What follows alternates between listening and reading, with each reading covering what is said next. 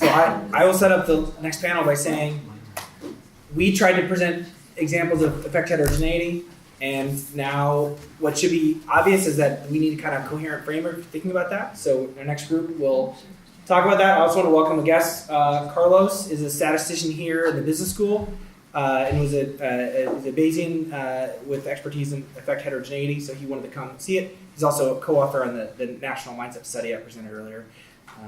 And so, yeah. Are you the first, Tepi? So actually, I think that the order of the slides is that Alex, you're going to be giving a little bit of an intro, and then I think it's me, and then Alex, and then we don't have little drama tree. and then okay.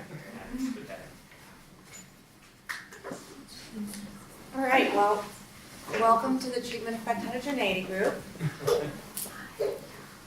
Okay, so one of the things we were talking about is kind of pursuant to the thing I was saying earlier, which is that, you know, the way this day is being framed, and I understand why, given David's expertise, is that kind of how can interventionists incorporate genetic work? But as a behavior geneticist, I've actually been more interested in the opposite sort of, you know, how can my field get with and expand our horizons, if you will. And so I think that behavior genetic research is really primarily epidemiologic in nature, so I'm actually on the behavior genetics and epidemiology study section. That those two things are merged is not an accident. It's because, and in behavior genetics we spend a lot of time worrying about the representativeness of our sample, which I think is a wonderful thing, but it reflects, again, that epidemiologic origin to the field. And so what we're really interested in is kind of understanding etiology as it currently exists. And I love the idea you said earlier about it being kind of backwards induction. I thought that was right, your backwards induction versus core, I thought that was right on. But it doesn't provide a lot of information about how we might intervene to change behavior at all, or what the intervention would do to etiology. I mean, as you know, I thought you had a great morning presentation where you kind of laid out, you know, there's such a sparse literature that we don't even know what it is we don't know yet. It's like, it's just that thin. So as part of this, Eric Turkheimer got this Templeton Foundation grant where basically he becomes the granting mechanism. And so, and he has these human agency grants, and Paige has one, and I have one. And the point of this is you're supposed to link up basically behavior geneticists with philosophers, which is like two groups of people who really have precious little in common in many ways. But anyway, so in this work, I've been working with Katie Plaisance, who is a philosopher of science, and you know, she's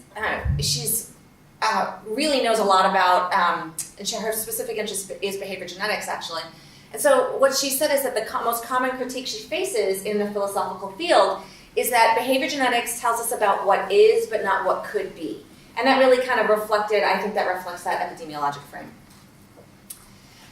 So I think this is a fundamental limitation of modern behavior genetics. I think the epidemiological approach is great, and I'm not trying to slam it. I value it, and I see what it gives us. It's just that it is not the only way we can do science and answer important questions. There are other ways we can go.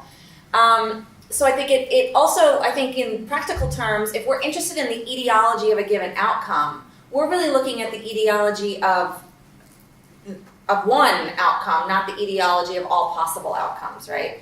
Or even other possible outcomes. We're just looking at the etiology of the outcome as it is now, but not what it would be after treatment or what it would be. So it's really, in a sense, it's sort of, it's just quite narrow. And then, of course, we can't inform prevention and intervention science. The thing is, and this is what's hard about this, it's like hard to even conceptualize scientific questions outside of your own framework. Like you don't even think of the science that you're not doing as it just doesn't even enter into your realm. Like when you said earlier today, David said he would add an intervention, and you were like, "What? Oh, right," because it's not even in your frame of reference. You don't think you're missing it. So we think epidemiologically, and we just don't even know what to do or make of interventions. We know that they happen in other places. You know, we know they have, but we don't know. We just don't conceptualize it. So does it have to do also with the discussion of causality? Because interventions are fit very well in the causal framework of like that many people use now, potential outcome framework. Yeah. But epidemiology does not necessarily concern too much with causality. No, I mean, they care a lot about. Epidemiologists, we probably know. Yeah, no, I think they care a lot about causality. They're just trying to get at it. They're just using different techniques to get it. It's just that the techniques that you use, I think, literally frame the questions that you have. You don't think of questions that often that are outside of the techniques that are available to you. I would think that the difference, this is after spending like 5 years of my life with economists, is the tool. So economists, of course, use very strong tools for causal inference. Epidemiologists use a number of different tools, but that may or may not add up to the types of instrumentation that is on there. So it's But like if you think about the effect of something on something else, then an intervention that moves the first something seems to be very. It is, but that's one way to answer that question. So a lot of what behavior geneticists have been concerned with are things that are much harder to manipulate, like what's the effect of neighborhood disadvantage on outcome? Which is a question that is near and dear to my heart. Well, you can't randomly assign. And there have been some. or etiology. In etiology, you can't there's just a lot of stuff we can't randomly assign. So behavior geneticists, we think of what we do as quasi-experimental. That what we're leveraging is naturally occurring differences in genetic relatedness, and we're exploiting those differences to make inferences about etiology. So we think of it as etiologic work, we think of it as getting at causal mechanism. We don't typically use the word causal because it's a very strong and loaded word, and if you put that in a paper, you're like asking the reviewers to yell at you. Yeah. But it is often how we think about, I think it's how a lot of people, behavior geneticists think about the world.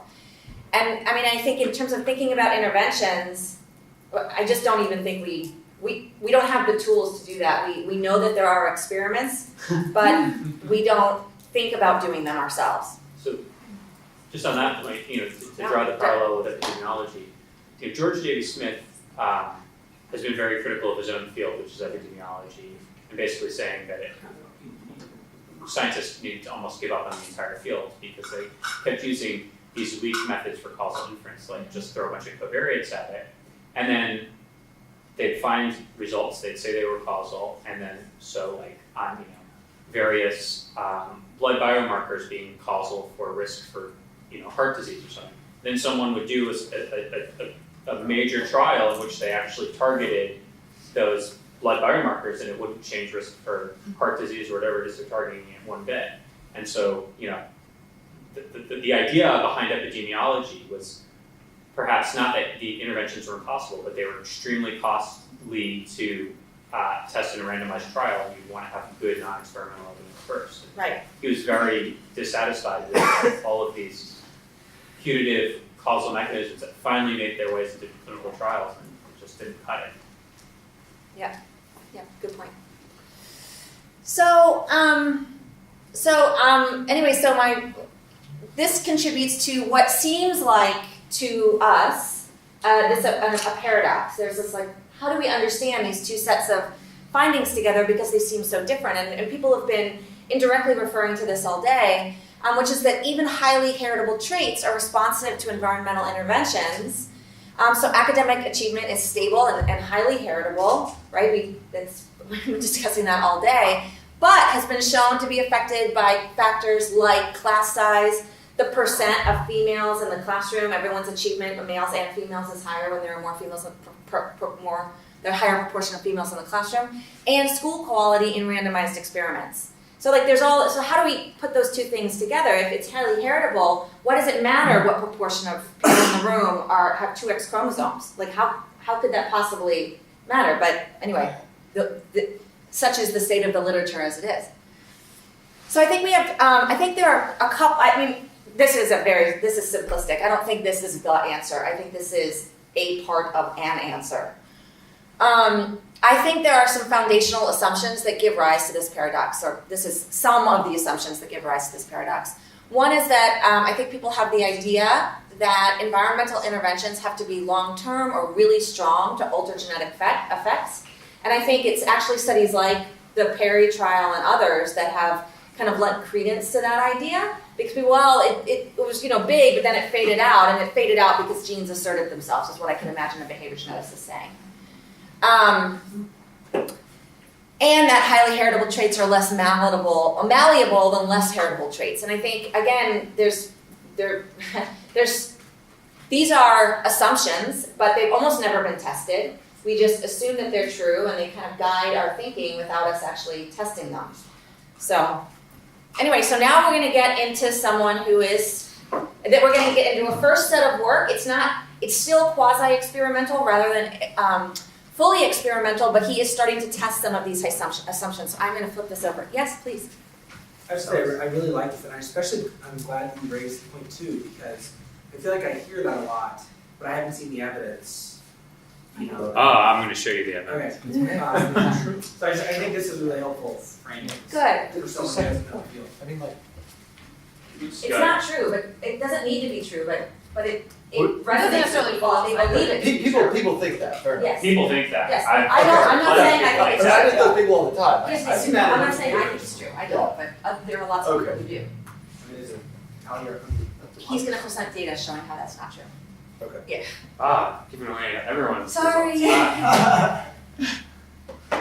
Okay, right, so this is the question. Does heritability correspond with malleability? So that Harvard Educational Review paper by Jensen that Paige talked about at the beginning of this conference was a paper that argued social inequalities are genetic, therefore we should give up on trying to remedy them.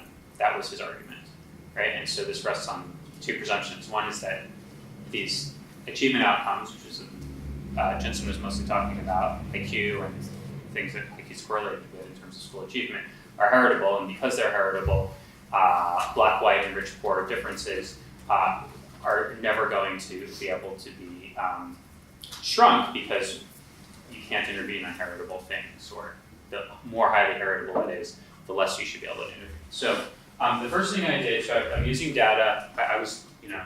I got an email a few weeks ago saying I could only have like 5 slides, so I'm sticking to it. I'm really trying to condense things then. So I'm using data that Paige and I collected from the Texas Twin Project.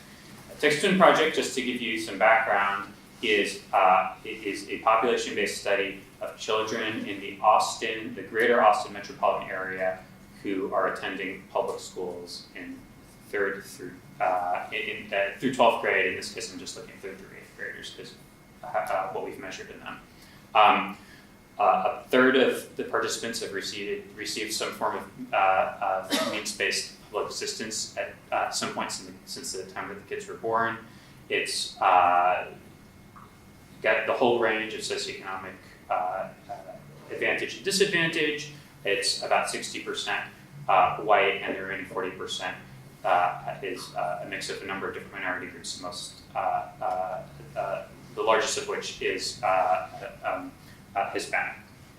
And it includes children in urban, suburban, and fairly rural areas as well. So the first thing that I did is I took all of our cognitive and academic achievement tests, and I did what a conventional psychometrically oriented behavioral geneticist would do. I first made factors for the different domains of cognitive functioning. So I made a factor for reading, math, fluid intelligence, which is abstract reasoning, processing speed, and crystallized intelligence, which is basically for vocabulary knowledge. And then I fit this very conventional twin model to the data. It's a model that capitalizes on the genetic similarity between twins, so fraternal twins are 50% genetically related in terms of the variants that vary within humans. Identical twins are 100% genetically related, and we look at whether or not children who are more genetically similar are more similar in their outcomes.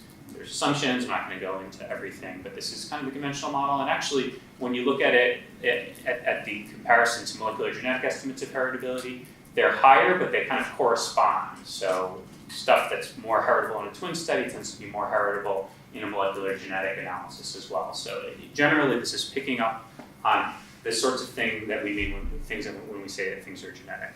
And so the twin model doesn't just estimate heritability, which we call A for additive genetic effects, because we use an additive model.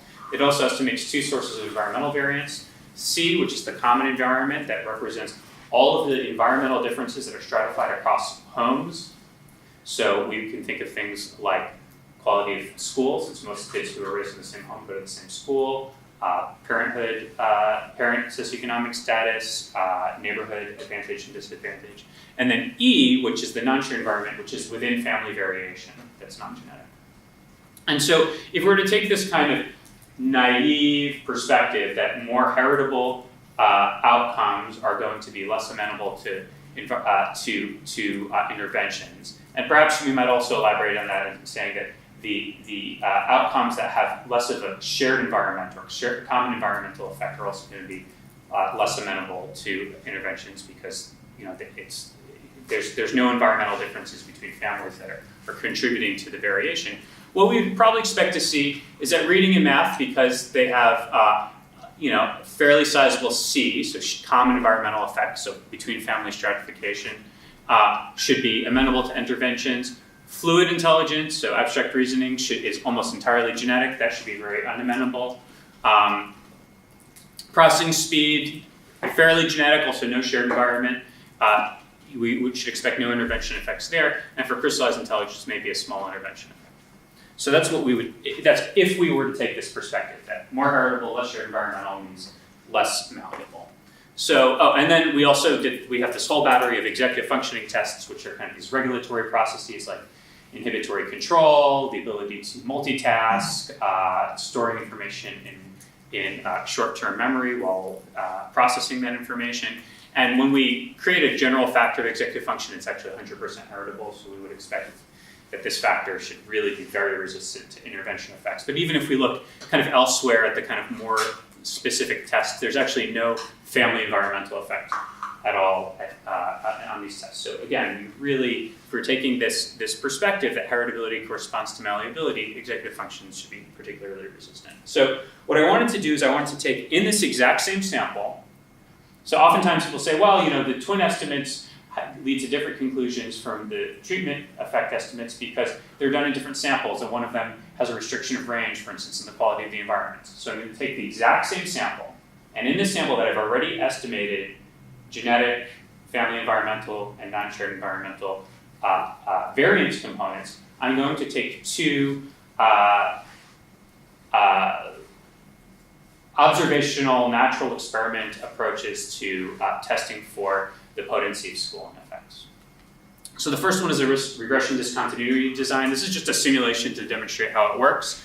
Basically what you have in Texas is on September 1st, if you're 5 years old, you start kindergarten. If you're not 5 years old, you wait another year. So if you had to wait a year, I'm putting your scores in red, again, simulated data. If you were 5 years old and you got to advance, scores are in green. What you see is that the green scores tend to be higher than the red scores. Kids who start 5th grade during that school year, rather than having to wait an extra year, have higher scores. But part of this effect can be explained by the fact that this policy isn't strictly enforced. So some children are precocious, maybe they're early talkers, their parents decide, well, my kid's still 4, but he or she is ready to start kindergarten.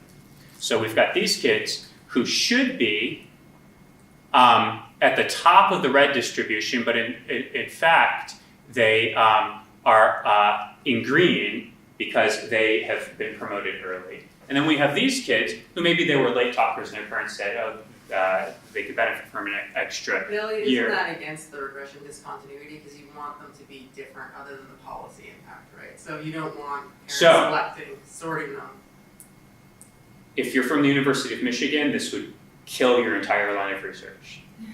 But if you're an economist, you say this is a fuzzy discontinuity approach, and we're going to take what's called an intent to treat approach or an instrumental variable approach, and it's no problem. Maybe covariate for the other stuff. You don't need to covariate for it. So think about it like this.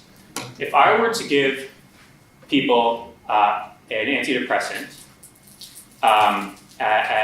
randomly assigned antidepressant versus sugar pill, and I want to make an inference about the causal effect of the antidepressants on their depression, it would seem like it would be killer if some of the people who were assigned to take the antidepressant just cheeked in through it and spit it out. But it would only be killer if I started taking those people and said, well, you cheeked the pill, I'm going to put you in the control group. it wouldn't be a problem if I used an intent to treat approach, and I still assign those people to the treatment group, even though they didn't receive the treatment. So if you do your analysis, let's say your t-test or your ANOVA, or in this case your regression discontinuity design, as a function of the treatment that was actually received, then you've got endogeneity problems. If you do it as a function of their assignment and their assignment only, you've got no problem. As long as the assignment has some impact on their propensity to receive the treatment, then as long as you take the intent to treat approach or the instrumental variable approach, you actually get unbiased estimates. And that's actually simulated here. It's observed in this simulation. So if I just do a linear model with a step function at 5 years of age, I get the black line. A step function not at 5 years of age, where I do a linear model with a step function where you get a 0 if you weren't in kindergarten as of September 1st and a 1 if you were, then you get the black line. If I instead give you a 0 or 1, or I do something a little bit more sophisticated because it's fuzzy, but only as a function of whether or not you are eligible for kindergarten on September 1st, you get the green line. I know the generating mechanism here. I generated the data with confounds, with this imperfect compliance, but I also know exactly what the treatment effect is. The green line is exactly, the height of the discontinuity is exactly the effect size that I generated the data according to. The black line is the effect size you estimate. You estimate if you use the actual treatment received rather than the treatment assignment as your... Right, so you use an intent to treat this. You use an intent to treat. So what you do, so the way you build this model is you build a propensity score where the only thing that you're building the propensity score on is the age or the month and day that the child was born relative to September 1st. You exclude, you throw out all information about whether or not the child actually is in kindergarten, and then you get unbiased estimates. Okay, so our data, we don't actually enroll the kids in kindergarten. We enroll them in 3rd through 8th grade, but we're doing the same thing. We're still looking at their age in September, and we're just basically assuming that if you trace them all the way back to kindergarten, that would be a proxy for their eligibility for starting kindergarten. And then what you do with this regression discontinuity approach is you have a linear model that represents a continuous age function, and then you have a term for age that's linear that represents the potential tendency for kids who are older just to be better performing. And then you have another term, which is the propensity score for what grade the child is supposed to be in. And basically, that term is capturing some of the nonlinearities that are associated with being in an older grade actually boosting up your scores a little bit. And if the policy had been perfectly enforced, then you would have a step function that's really discrete, like what's in blue. But in reality, when you're modeling the data is something a lot more subtle, which is in red. But when you model the subtlety, you can always infer back, based on the parameters, what the counterfactual would be had there been perfect compliance. And when you do that, for math, you get this really intuitive trend, which is that kids aren't getting much better at math as a function of being older within a grade. Their major increments for math are coming from the fact that they are in older grades and they've had an extra year of experience taking math classes, presumably. So now what I'll do is I'll just show the plot of just a bar plot of these effect sizes. So the size of these inferred causal effects of 1 year of education for all of the different outcomes that we measured. And here it is, math and reading. These are large effects. You can think of these as short-term effects, right? Because it's not like we've taken the kids out of school and waited 10 years. Drew would probably say they'd all shrink to 0. Fine. But what you can see here is math and reading, you're getting over a half a standard deviation. These are big confidence intervals.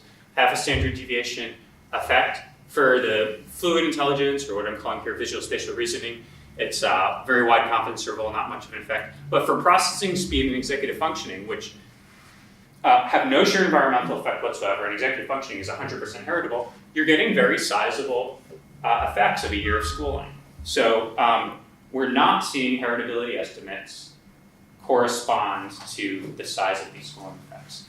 And another analysis we did, we took another approach, again, observational, but I think inferentially valuable.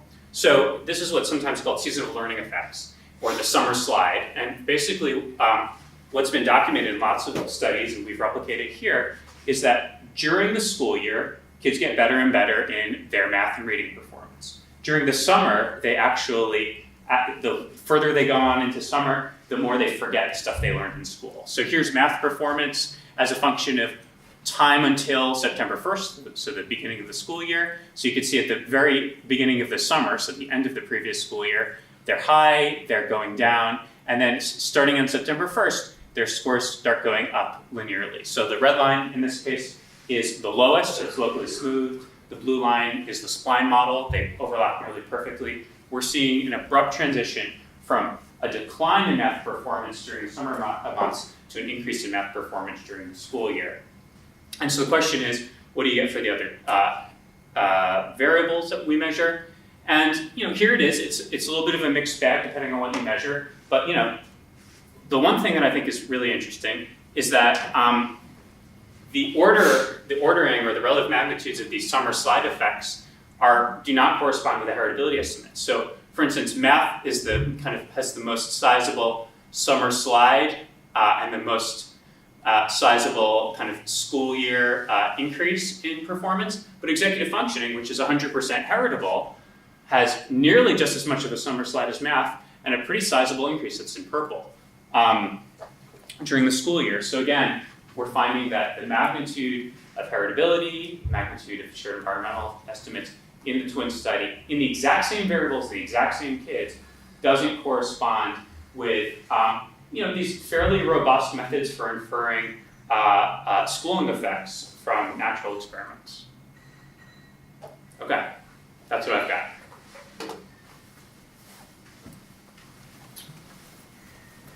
Okay, so I'm going to give you a peek at some. Well, I didn't actually print out the results or add them to a slide because I just didn't get around to it. But I did run the analyses, and I can tell you with my mouth what the findings were. Okay, but just to tell you a little bit about what the sample will be. So ultimately, it will be 800 adolescent same-sex twin pairs, half of them identical, recruited from the Michigan State University Twin Registry. And we are preferentially recruiting twins that might be lower achieving via a proxy variable because there is some evidence that mindset effects are strongest for kids who are struggling in school or from disadvantaged backgrounds. A recent meta-analysis found that. But anyway, so we were looking, our proxy is household family income, and so we used less than 80,000 because it was a natural cut point in our data. The twins are assigned to either a growth or a fixed mindset intervention. And so the way we assign it is that we do it at the level of the twin pair. So a third of the twins both get the growth mindset intervention. A third of them get the control condition, which is really, sort of it's kind of a neutral, just telling them about the brain. Like the hippocampus does this and the frontal lobe does this. We're using David's growth mindset intervention materials, which are beautiful, by the way. And then in the other third of twin pairs, one twin gets the growth mindset intervention and the other one gets the control. In each of those thirds, it's divided up between MZ and DZ, so it's about half MZ and half DZ in each of those. So this is a little bit how our study is designed. I'll just orient you to the bottom of the slide first. And so we will ultimately have 800 twins who receive the growth condition and 800 who receive the active control condition. Again, I shouldn't have put it up there in the context of twins because that's not actually how we assigned it. We actually assigned it at the level of the twin pair, but you do end up with equal number of twins. So anyway, my mistake. But the way we organize it, it's an online experiment, so something they can do from home. We thought that'd be, it's easier and certainly for us, which was really why we made the decision, but also for them. I mean, that's good too. So here, the first in phase 1, they do a pre-test where they just complete a bunch of measures. The measures are, they tell us about, they fill out a mindset questionnaire, grit questionnaire, locus of control, the make a math worksheet, and the Shipley IQ test.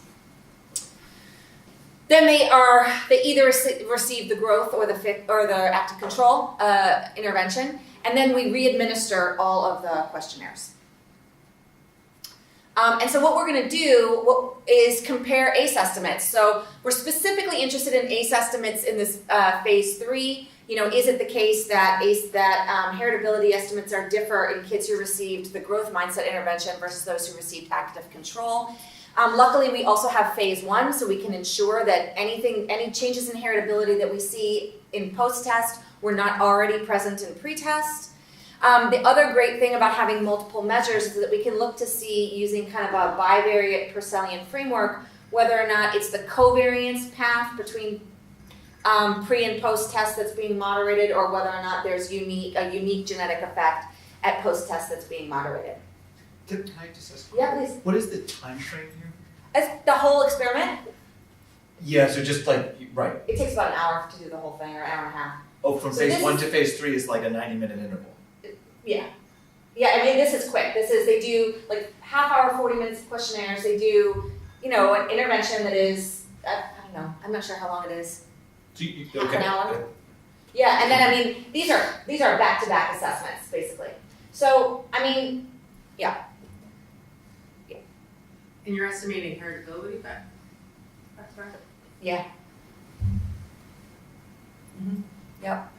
Well, we have Are this. you leveraging like the twin? Is the idea to leverage the twin design, the discordant, to estimate the? So I was using the G by E per cell framework, where we were looking at the intervention as a moderator of genetic and environmental effects. Okay. You certainly could also use co-twin control or something. I haven't done that because we do have the discordant pairs.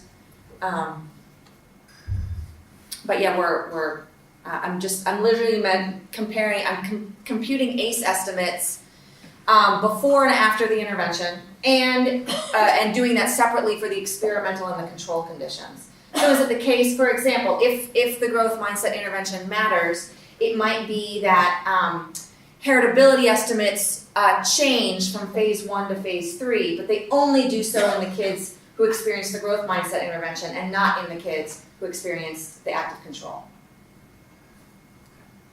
Yeah, no, it's not how we think about heritability estimates, right? We think of them as like an index of like the biological substrate of whatever it is. The idea that they would change from a very brief intervention it takes a minute to get your head around. I'm just wondering if you're people are skeptical of estimating heritability because of EE, right, or some sort of shock, and so I'm just if you find that you get a difference in heritability estimates in these 90 minutes. Mm-hmm. Well, I mean, if there's a genetically determined response to the stimulus of giving a child information about growth mindset, then you would expect, that the heritability could go up, right? So if you're giving me I don't know what your questionnaire measures are, but like you give me some questionnaire about like whether I think I can learn math well, and I say, and then you tell me that I can actually do this, and if my response to that is going to be sort of genetically influenced, then I should expect the MZs are going to be more correlated after the intervention than before. Right. Yeah. So if it's more heritable than whatever determines your performance on these pretests. Right? I think that, I guess the way I was thinking about it is that whatever genetic differences exist in the baseline measure aren't going to go away. If the question is it genetic is the response to the intervention genetic? So it could be different genes that determine your naturally occurring variation and your test response. I think I lost something. So you're going to do a post-test of the cognitive ability 90 minutes later and estimate the heritability of the cognitive. So we didn't expect that. I was giving a range of measures, some of which I thought might be moderated, and others which I didn't. But I didn't know if any of them were going to be moderated. I didn't think that cognitive ability was going to change pre and post test. That was the kind of my. It could have. It's not, by the way. It's not changing. Neither is the amount of time they spend on the question. I mean, so I looked at cognitive ability both at. I looked at sort of verbal and nonverbal, but then I also looked at. Like basically because this was administered online, I can literally track the amount of time they spent on each item. And did, following the growth mindset intervention, did they spend more time on items? Was another another thing I was actually kind of interested in. So anyway, what we found was that at the phenotypic level, we did not see any effects for the IQ measure. So pre and post test, there was no change, and it didn't matter what intervention group you were in. We didn't see much of an effect for grit. We did see a phenotypic effect for locus of control, where they endorsed a more internal locus of control. Internal locus of control, thank you. And then we did see an effect for mindset where they became more growth oriented. I mean, again, that they were administered a growth mindset intervention. And so indeed, they responded by becoming more growth mindset oriented. We also administered, I forgot to mention, the Make a Math worksheet.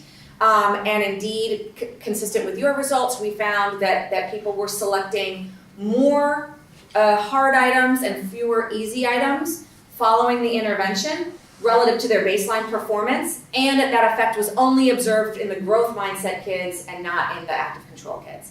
So we did see, at the phenotypic level, the behavioral level, we did see kind of a reasonable expected, effects, given that this is a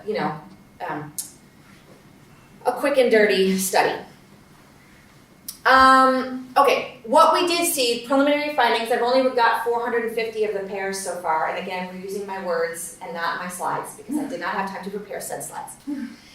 But we did see that absolute, not proportional, absolute genetic influences, and by that I mean they're unstandardized, on mindset were higher following a growth mindset intervention, but not following the active control or the more fixed condition. So what we saw was that essentially in phase 3 here, the intervention did moderate heritability. So the kids who received the growth mindset intervention, mindset was more heritable in those kids than it was in the kids who received the active control condition. So what the mindset intervention was doing was actually activating genetic risk for mindset, not stamping it out. Yeah. So since you're testing them on this like right afterwards, and it was directly relevant to the thing you were telling, I'm wondering if like some of this is just that the heritability that you're measuring afterwards is just like tests taken, but they're remembering, they're willing to say, like I wonder if you would also see increases in like knowledge about the brain, but in the fixed mindset people. The MZ twins respond more similarly to the stimulus than the DZ twins do. Mm-hmm. Right? Like, and that's probably true for, like, I bet you could run this same trial if you looked at statins and blood lipid response. Is that the MZ twins would become more similar. The MZ twins responded, and that's the specific effect we saw if you look at the intraclass correlations. The MZ twin correlation went up. And I should say, comparing it to the pretest, it's that interaction was not present at pretest, and the MZ twins, what you saw was that specifically the DZ twin correlation from these are the exact same twins, from pre-test to post-test was identical. It was the MZ twin correlation that increased in post-test relative to pre-test. I mean, this is precisely the finding of the 1990 Bouchard Yes. study, right? So this New England Journal of Medicine paper from 20 years ago, 30 years ago now, in which they overfeed twins. And they find that the response to overfeeding is, makes the MZ twins more similar. So everybody gains weight, but the MZ twins gain more similar amounts of weight, experience more similar changes in fat distribution, et cetera. Yeah, but I guess what I'm saying is like let's say this was just like the measure of growth mindset post intervention may just all of a sudden be like a closer proxy to just performance on exams, right? And so if that measure is more heritable than growth mindset at baseline, then you'd see this increase in heritability, right? Yeah. A finding we often find is that the magnitude of the change at post-test in the self-reports, when asked right after the treatment, is the subgroups who show the largest post-test treatment effects in the self-reports are not the subgroups who show the largest treatment effects on grades and other academic outcomes. And our interpretation often is that you spent 30 minutes being told something, and then you're asked how much you believe that thing, and the kind of person who changes their mind the most in in response to adults telling you what to believe is often also the kind of kid who willingly does their homework and kind of, plays along nicely in school and so on.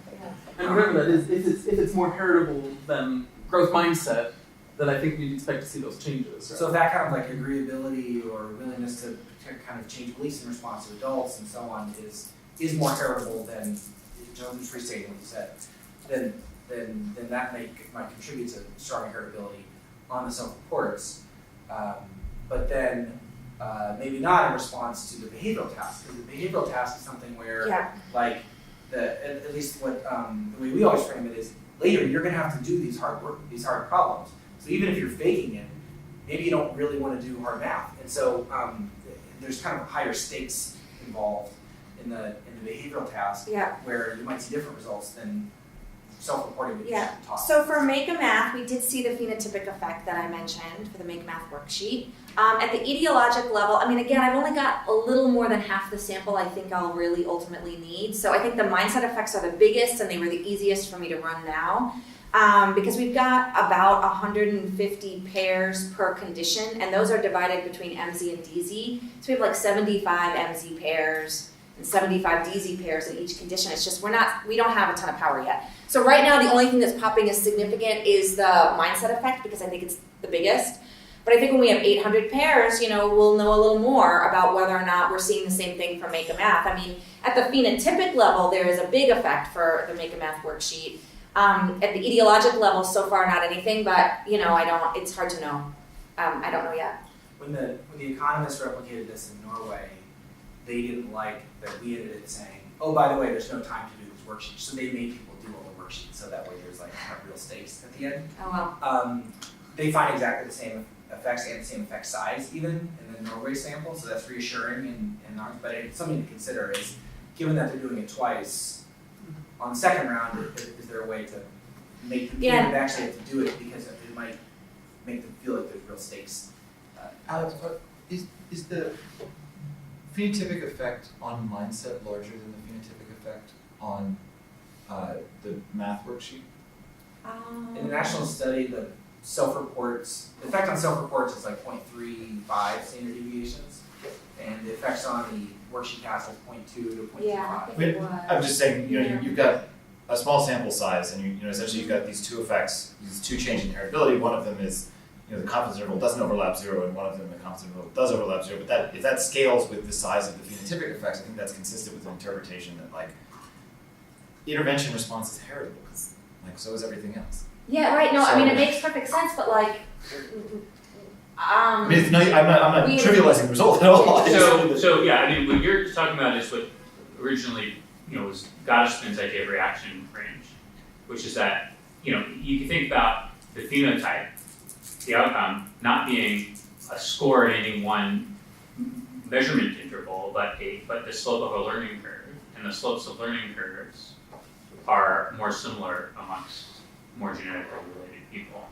Now, what's interesting though is, even though that's the case, that doesn't necessarily imply increasing heritability, because if the people who have, I can draw it rather than try to describe it. Right, so Gottesman's idea was that you've got genotype A that looks like this. This is time of simulation intensity. And this is, let's say, performance, or it's an outcome. And genotype B looks like this, and genotype C looks like this. And so even though A, B, and C are pretty similar, but so there's a small genetic influence on performance at 0 stimulation, so pre-treatment, the differences grow over time. And then you could still have heritable differences in response to the stimulus, but they could look like this. This would be where initial levels are negatively correlated with rate of learning, and this would still be A, B, and C. In both cases, heritability changes, but they don't necessarily. In this case, heritability goes up. Right? Heritability in this case is the difference in performance between the genotypes squared. Right? That's what an R squared is. It's just a squared deviation from mean. So you can see that the difference here is smaller, squared, and the difference here is bigger, squared. Over here, it's bigger and it gets smaller. In both cases, there's genetic influence, the genetic, the response is genetic in part, and it implies increase or changes in heritability, but it's not necessarily increases. So, I mean, I'd also say, I think that's helpful, Elliot. I'd also say a couple of things, which is that it was not, like, it seems obvious now, like, that I've told you what the result is, but it actually wasn't obvious that was, I think, pursuant to Paige's slides this morning, it could easily have been the case that what we saw was when we exposed people to, the growth mindset intervention, that it became not heritable at all, because then they'd all improved their growth mindset, and so it sort of stamped out individual differences or something. I mean, that was another possible, there were a variety of ways that it could go, and given that growth mindset is not actually a super heritable, it's heritable, I think it was like, 20 or 30% max, and then I think it goes up to like 40 or something following the measure, or following the intervention, I don't remember the exact numbers. But, Elliot, I think, found that it was like 25% heritable or something, growth mindset mindset. Oh, just self-reported mindset in our sample. It wasn't. Margarita, you probably know best. It wasn't super heritable. Yeah, it wasn't super heritable. And so it's not super heritable in our data set either, not surprisingly. But, so given that, I could have imagined the heritability moving in one of a number of directions. There was no shared environmentality in our data, though. It was 25% heritable or whatever it was. There was not much C in our data either. It was mostly E, actually. So, this is sort of presaging a little bit of what we were going to talk about tomorrow, but one thing we were discussing in our group is whether or not it was practical or worthwhile or valuable to think about integrating genetics into interventions kind of like now, like given the interventions and the genetics that we have now, versus how much evidence base do we need in order to kind of justify and build that into a reasonable research agenda. And so that's kind of one background. And then the other background that I want to vocalize here is that when we talk about treatment effect heterogeneity, I think that's most often framed in terms of genetically associated individual differences in response to an experiment. You frame this in terms of experimentally induced changes in heritability.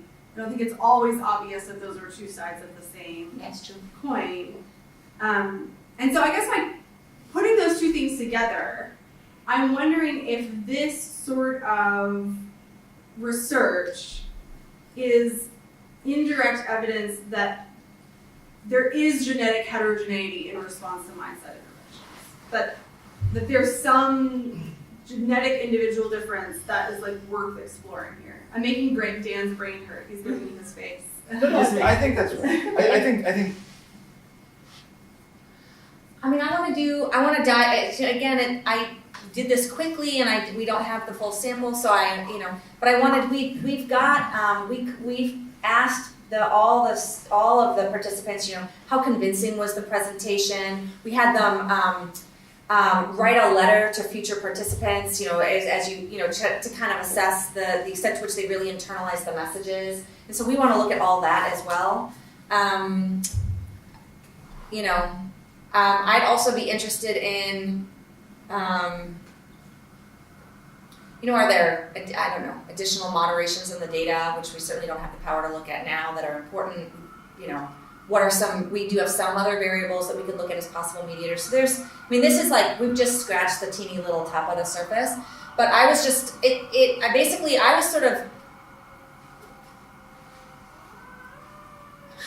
was sort of surprised that, kind of consistent with several slides ago, Elliot took on the idea that high heritability does not mean immalleability, right? And the other sort of thing that I had referenced as an assumption that we tend to make, I'm just gonna slide back, sorry.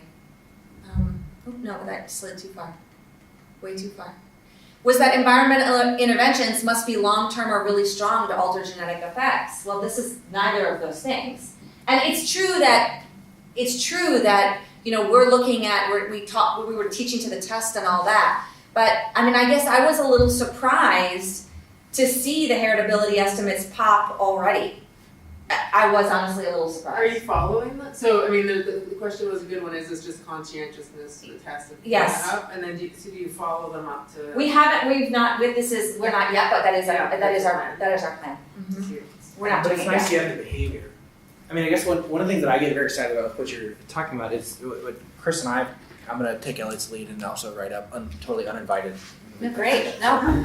This is the story of my approach. If I'm just trying to tie together the what Chris presented. Yeah. There's some exogenous treatment, and then there's what we would call manipulation check variable. To what extent did it change initial attitudes, and then a miracle happens, and then your outcomes change, right? And so what Chris presented was testosterone.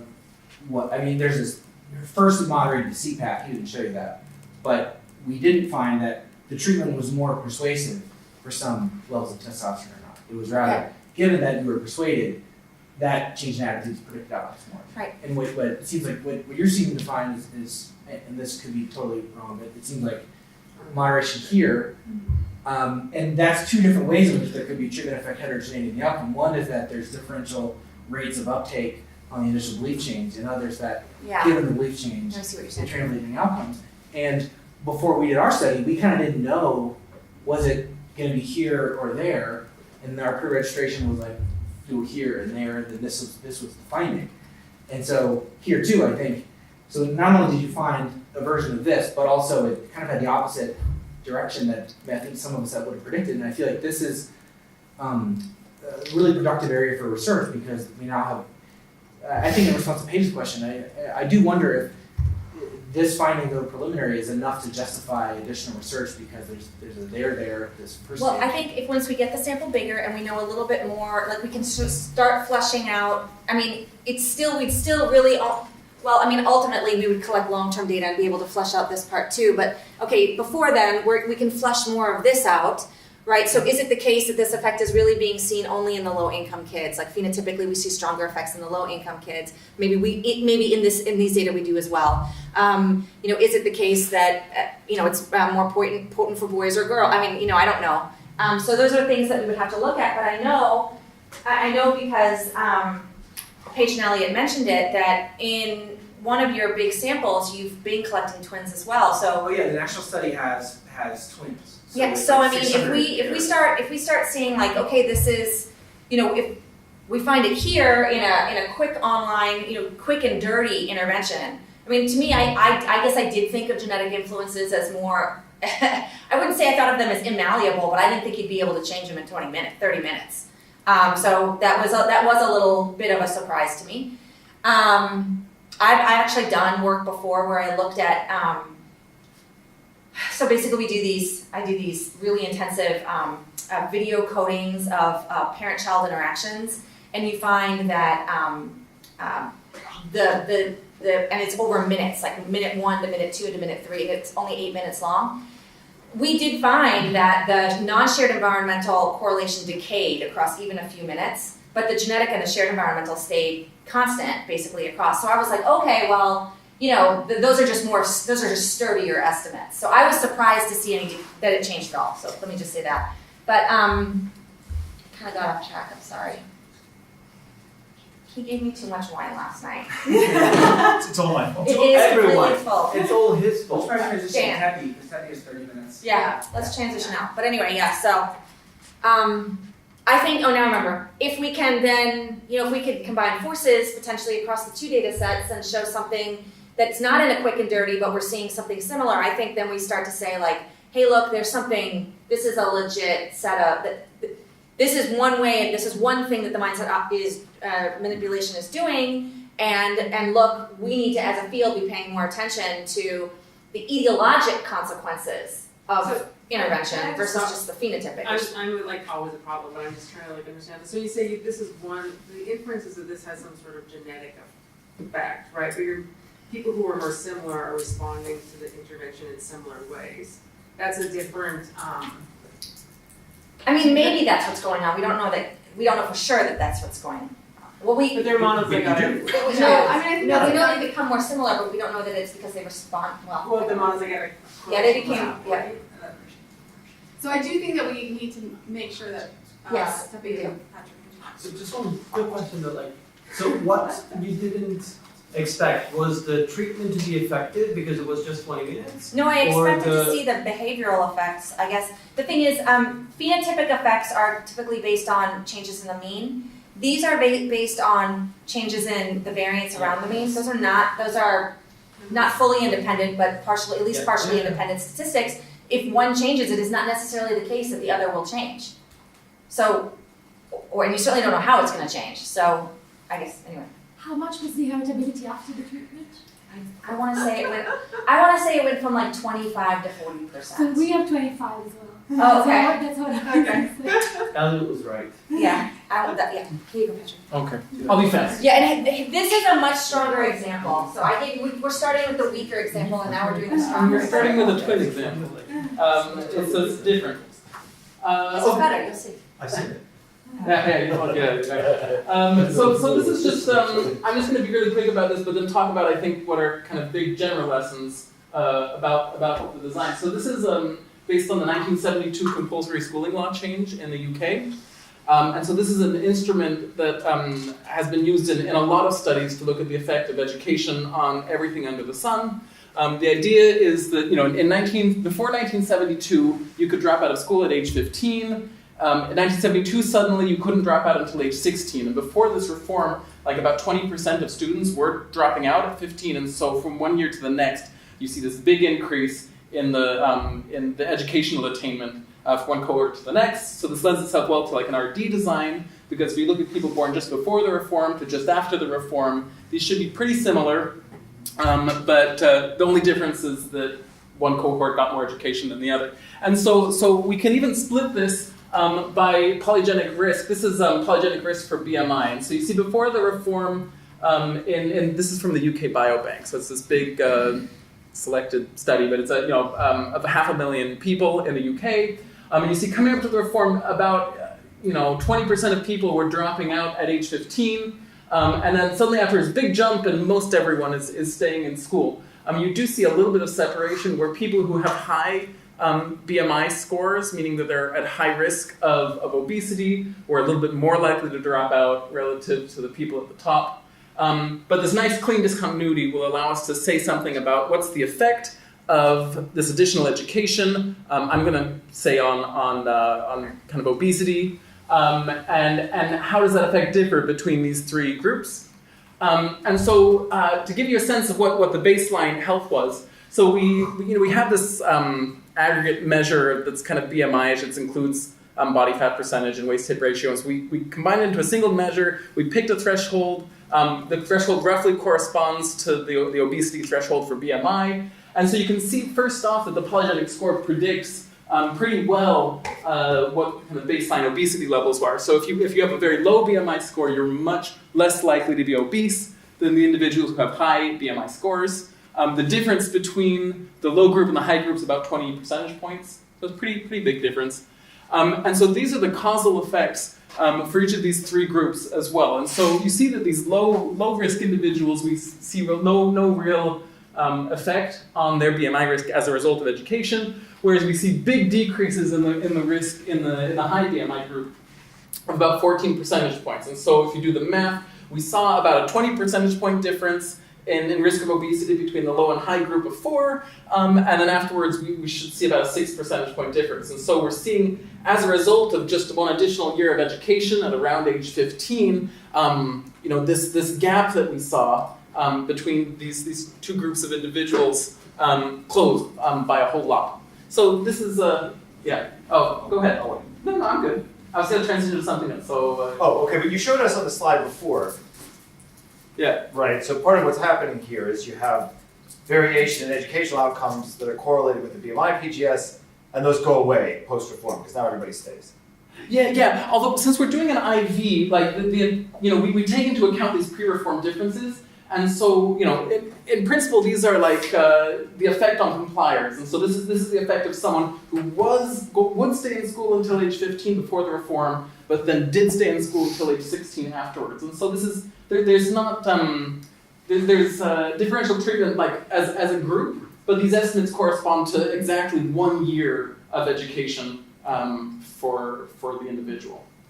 So I'm not sure, but it could be that the set of compliers are different. Yeah. So I'm going to talk about that in a second because that's a much bigger deal for this. So if you look at, instead of heterogeneity by the EA score, there's a little bit of separation here. I know maybe you think that's big, but there's a ton if you stratify by the educational attainment score.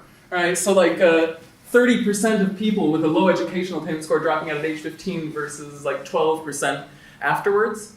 And so this is really relevant for a number of reasons. So when we look at these kind of interaction studies in a quasi-experimental setting, we have these local. Sorry, PGS is polygenic score. Oh, sorry, PGS is polygenic score. EA is educational attainment. That's right. Okay, so this is like the sum of all the betas of the thousands of genes that are supposed to break EA, and you sum them all up and then you rank people. Is that right? That's exactly right. Okay. Mm-hmm. Yeah. So if you're in the top third of this predicted genetic risk based on large studies of educational attainment, then you're a lot less likely to drop out at age 15 before the reform. All right. So what's tricky about this though is when we do these when we do an IV, right, it has this local interpretation, which means that this is the effect of year of education for someone who would have dropped out at age 15 without the reform. Once we condition on the polygenic score, now we're saying this is the effect of someone who has a high polygenic score, but nevertheless would have dropped out at age 15. And versus a person who has a low polygenic score and then drops out at age 15. All of a sudden this is kind of classical collider bias ultimately, right? When looking at the interaction between the polygenic score and the effect here is not just controlling for the person's genes. Because, if this person's dropping out at age 15 and they have a high score, there's probably environmental stuff that they're facing that is causing them to drop out early. So it's just we have to be a little bit careful. And this is actually going to be the moral of the story of kind of everything that I wanted to say. So these polygenic scores seem great, right? Because the nice thing about them is we can cheaply go in, we can genotype our sample at $20 a person and maybe $5 a person in a few years, right? We started on 60. Yeah, 60 this morning, and then Moore's law, right? It's We influence the market. It's getting very, very cheap, especially if you by tomorrow it's going to be free. Yeah, right. And especially once everyone has a 23andMe profile, you can just ask to link to their 23andMe data. It doesn't cost you anything. Right, and so that's another thing you could think about in the future. So that's one concern, is that when we're doing a design like this, sometimes our polygenic score is going to carry things with it as we condition on stuff. In intervention studies, where we're actually just randomizing ourselves, that's less of a concern because we can choose to people aren't selecting into your intervention or which treatments you're giving them based on their score because you can pick. But things that are hard about it as well, though, is that we receive our genes from our parents, right? And so, and our parents' genes maybe influence the environment that they create for their children.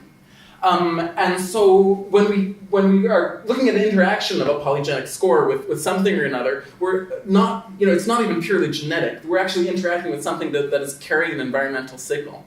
For educational attainment, I think that the number that's been estimated is that roughly half of the variation is actually due to these environmental kind of parental type pathways. And so, when I show you something like this, and I say, well, what's the interpretation? I can't tell you if it's because people with good genes or bad genes, or I don't know that we should put value judgments on genes, but genes that make you more or less at high risk of obesity. I don't know if it's the individual's genes that are driving this or if it's their parents' genes, and we can't really know very easily unless we have additional data. Yeah. Although, didn't the Kong paper specifically ask that question about BMI and essentially find no evidence? Yeah, so BMI may be a little more safe. It looks like genetic nurture, this idea that your genotype is carrying information from your family environment, that's part of the signal. that the design that was used to identify that evidence in the first case, when applied in the case of the BMI polygenic score, didn't produce So zero is evidence. it for the BMI? So height is nothing, the comp BMI paper is a little weird bit, though, and right? education is a lot. Because the Yeah. comp paper It's- actually just looked at how well the EA score predicted all of these phenotypes. So they have both the EA Yes. predicting EA, height, and BMI, but then they also have buried in the supplement BMI predicting BMI and height predicting height. And what's weird is that they find no indirect genetic effects of BMI, parental non-transmitted alleles for BMI on offspring BMI. They find a small indirect genetic effect of parental EA alleles predicting offspring BMI. Because the design used polygenic scores Yeah. too, though, right? Yeah. If they did a SNP by SNP, so what that means is that the indirect effect, like what it could mean, is that the indirect effects of things that affect their child's BMI are not proportional to the direct effects, right? So it could be that like this creating an obesogenic environment for your children It has different genetics than has than different your own genetics BMI. than self-obesity. Right. But it does mean that when you measure a child's BMI PGS, you're not necessarily measuring the obesogenicity of their family environment in Good the point. same way when Good you point. measure their EA PGS, So- you are so- measuring the kind of pro-education aspects. I agree that BMI is a bit safer than some of these other phenotypes. We're definitely not safe if we ever want to use the EA score, right? Sorry, safe if we want to have a causal interpretation of the genes, right? If we just say whatever is correlated with this genotype, then we are still safe. That's true. So I just mean safe in the sense that, like, we'd like to know what it is that we're interacting with our thing, right? And so, That's a technical term. Well, back when we thought like, oh well, it's genes, right? And so it's like I maybe don't know what the pathways are for these genes. Then but we at least had this confidence like, oh, there's a biology something, or maybe it's even complicated through the environment, but it's starting with my genes. And education, you can't say that. You have to say, well, maybe it's my parents' genes. It's someone's genes. We can say that it's someone's genes. So, but Unless let we're me not- rephrase that maybe. So what I'm saying is that these are predetermined and fixed and everything, so we know that we're safe in the sense that there's no endogeneity of like people. But we need, in order to read this, we need to read at all of the literature that shows what the EA polygenic score is associated with. And all of those things could be some of the potential drivers of this heterogeneity. That's that's right. But it's a little different than that, even too, right? So you could. So I mean, maybe I'm misunderstanding what you're saying, but what it sounds like what you're saying is that we have our polygenic score, and it could be that the genes that lead to EA is going through lots of pathways, and it's complicated, and we don't know what's going on. But it still is.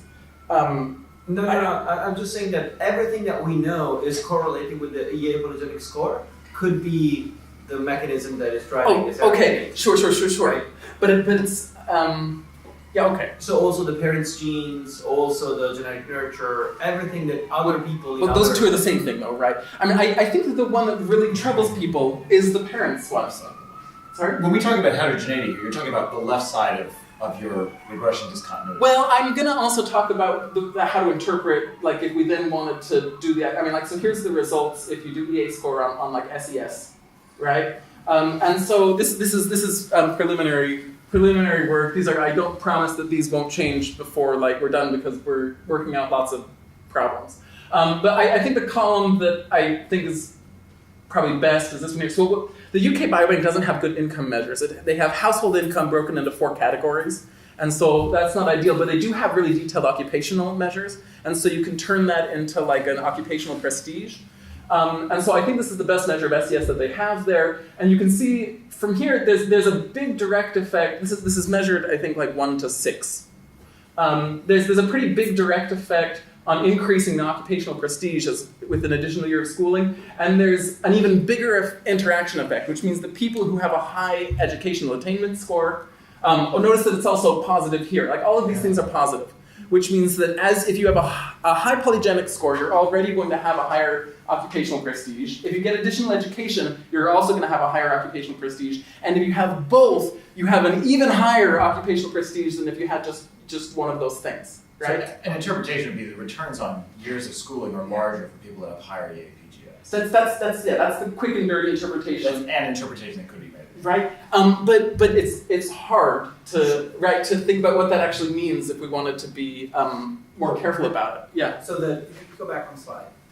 So there, the heterogeneous treatment effect story is squares benefit more than circles. Squares,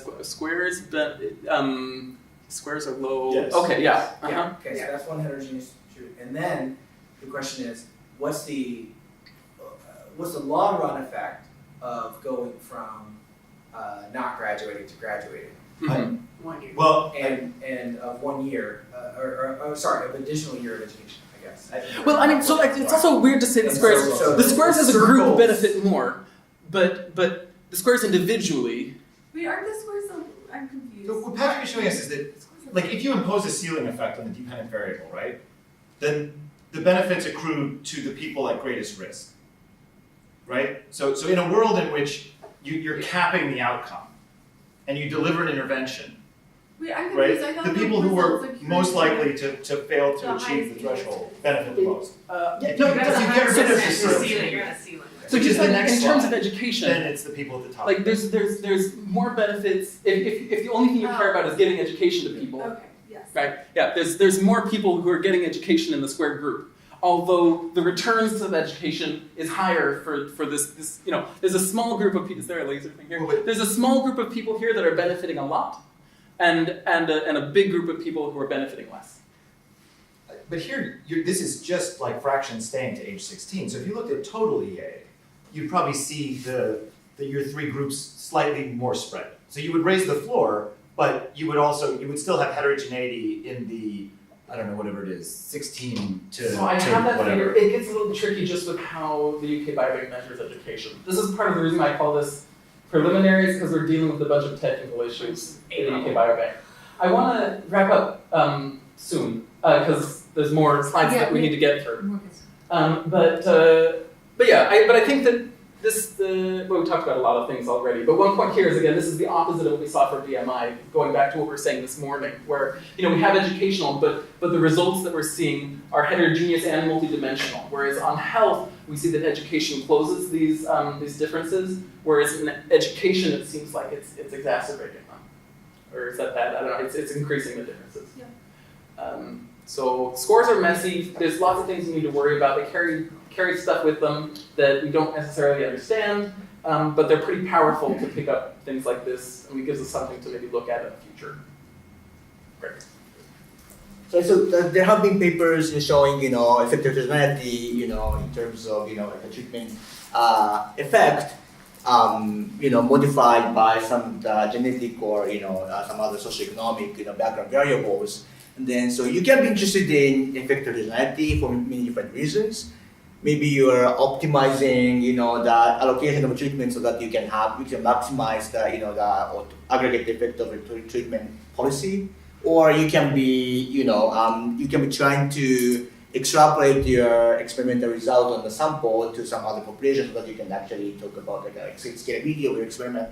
Or you can be talking about, saving a null result. Maybe you can try to get the interesting interactions and then try to publish the result, from going to just directly to the file drawer, right? So, but the particular way I'm interested in talking about heterogeneity is actually to think about the causal mechanisms, right? So we can, many people use, the effective modification. That's another word of moderation, or another way of saying treatment effective heterogeneity. So these kind of pieces of evidence can be used to make inference about the mechanism behind the treatment, right? And then, people have been using these methods, techniques kind of like in an informal way. And then my goal is kind of try to, formalize the way we can think about effective modification as evidence of, causal mechanisms, right?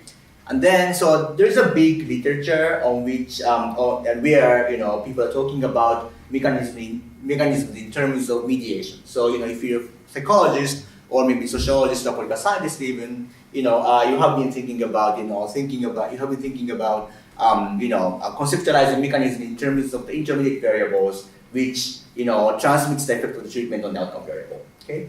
And then, so these two approaches have been thought of in the causal inference literature as kind of very, very distinct way of looking at the mechanism. One is to think of mechanism as intermediate variable, like this convenient diagram here, and this can be the mechanism we're talking about. Or by the mechanism, you can think about what kind of variables moderate the effect of the variables, right? So like these things that have been treated in completely different frameworks and metrics. The Baron and Kenny paper, I think many of you are familiar with, basically talk about how these things are so different, right, in the paper, right?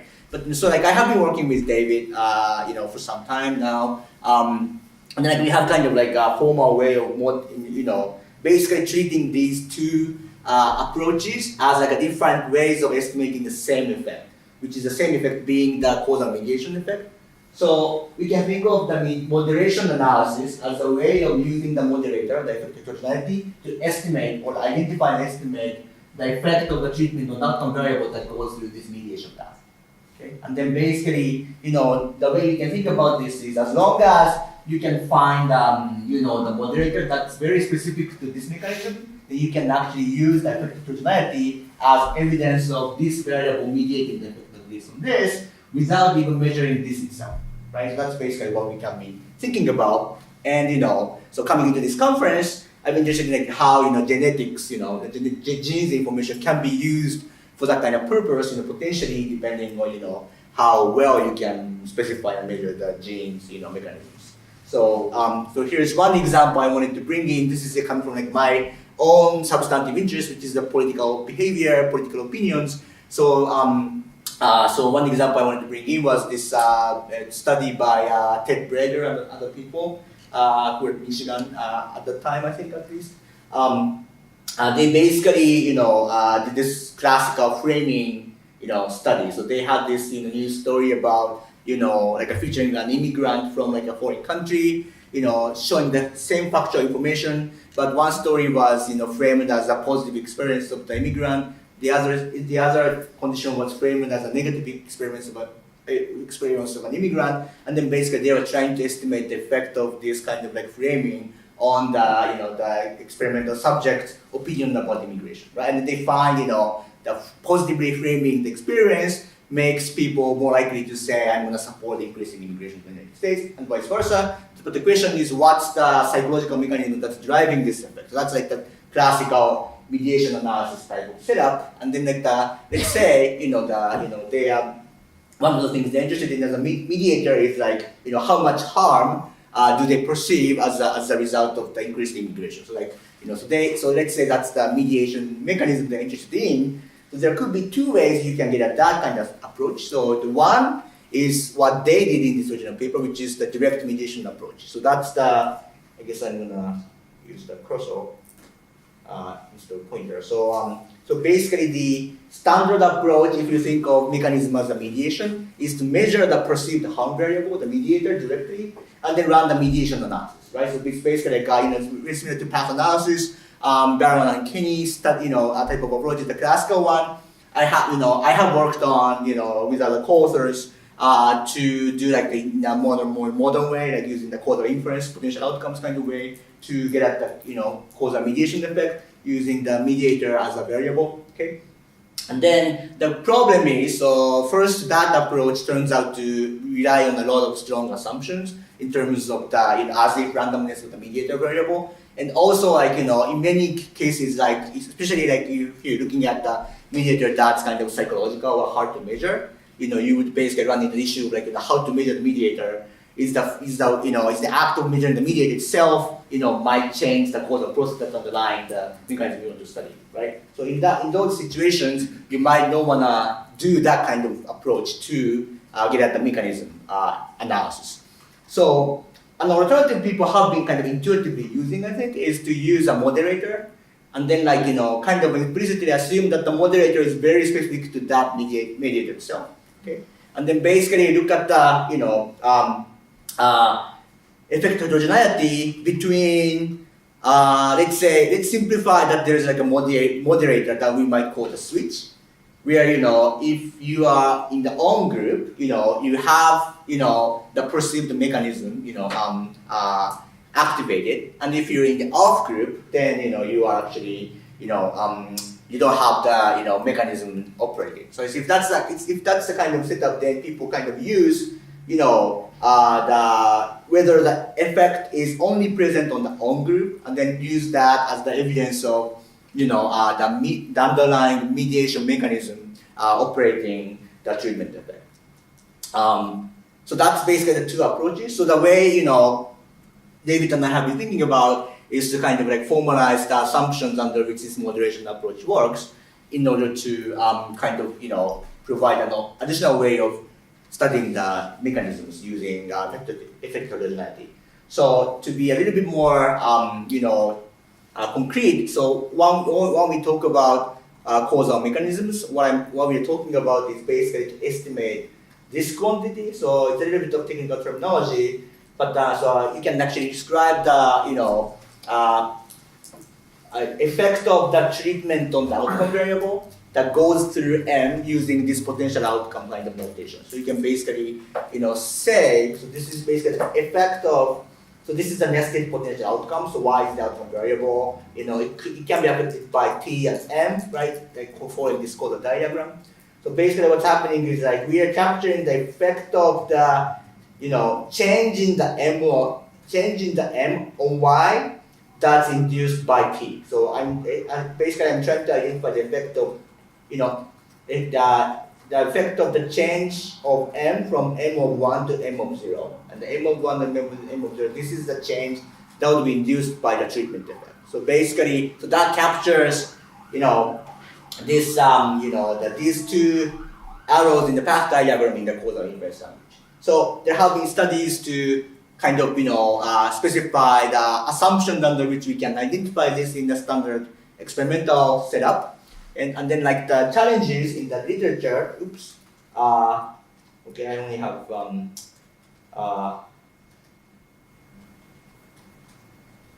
so I had so I don't have the rest of the slides here for some reason. I sent 5 slides, but 2 of those are cut off for some reason, so I can't talk about the rest of them. But the basic idea is that that this approach is limited because of the all the challenges of understanding the as-if randomness of the mediator. So that's the bottom line is so I was coming in like really looking forward to find the ways of kind of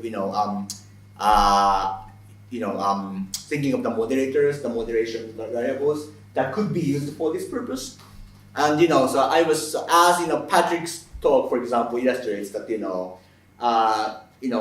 oftentimes you can find very strong evidence of effect heterogeneity moderated by some genetic variable like the poly PGS, right? And then but also, as Patrick illustrated, it seems to be very difficult to make a case that this is actually pointing at a specific mechanism that's particularly about the specific mediator you're interested in. So so I don't know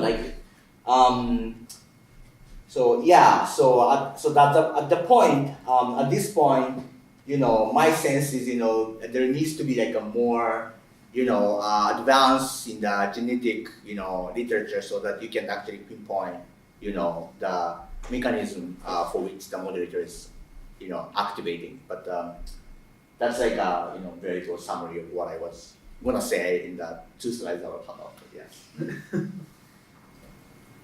Yeah.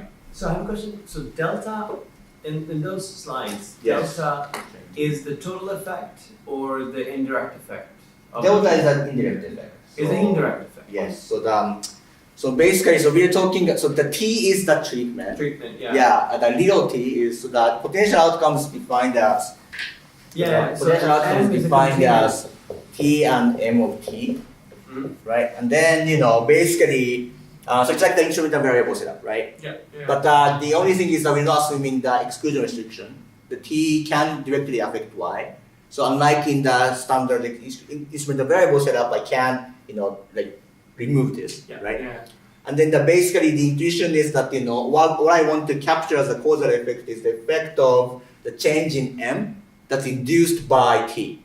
So I'm looking at the effect the difference between M1 and M0. That's the change in M that's induced by T. And then I want to estimate the effect of that on Y. So that's why this M is in the potential outcomes.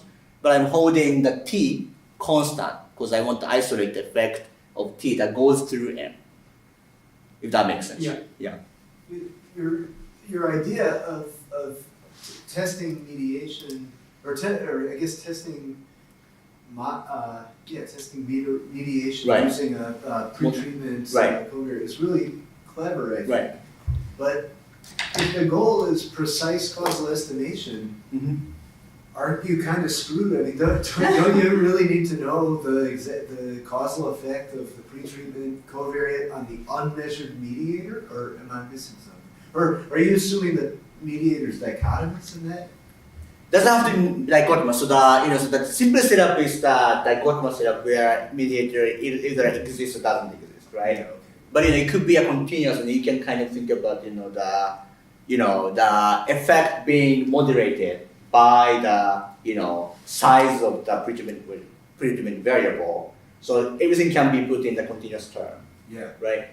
But if I don't know, if I don't have a good prior, like if the cool thing about the design is you don't have to measure the mediator, right? Or that's one cool thing. Right. I think it's really clever, but if we don't know, if we don't have a good prior for what the causal effect of the pretreatment covariate. So that can be measured in a separate study, right? So I guess the point is in the same study, there might be a reason not to measure the mediator because first of all, you might be asking about something that's about your like a cognitive whatever, right? So if that's the case, if you try to measure it, then that measurement itself can affect the state of M that's in your mind.